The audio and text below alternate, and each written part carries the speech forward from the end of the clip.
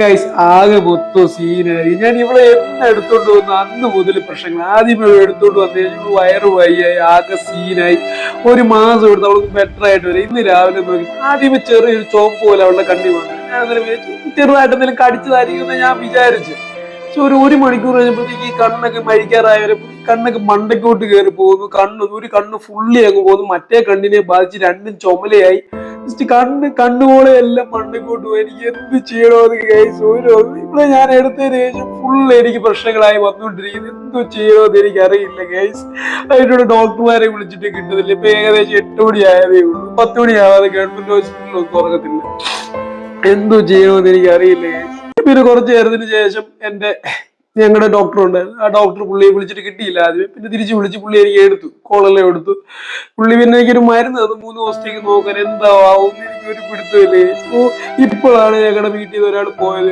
എനിക്ക് എല്ലാവരുടെയും ഇനിയിപ്പോ 3 ദിവസത്തേക്ക് നോക്കാനാ പറഞ്ഞിരിക്കുന്നത്. എനിക്കറിയില്ല ഞങ്ങൾക്ക് മാത്രം ഇങ്ങനെ വരുന്നത്. കണ്ണുണ്ടോ വയ്യാതായി.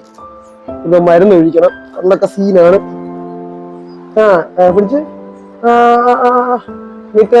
നിക്ക്.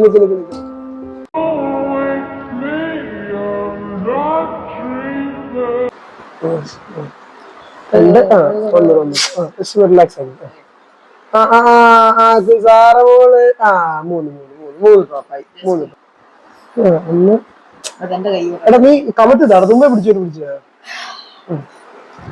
നേരേക്ക്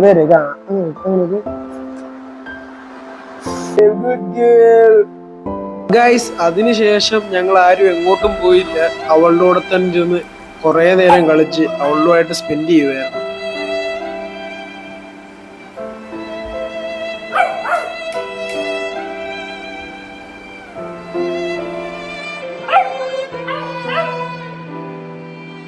ഇനിയിപ്പോ എന്ന് വീഡിയോ ചെയ്യാൻ പറ്റുമെന്ന് പോലും എനിക്കറിയില്ല ഗൈസ്.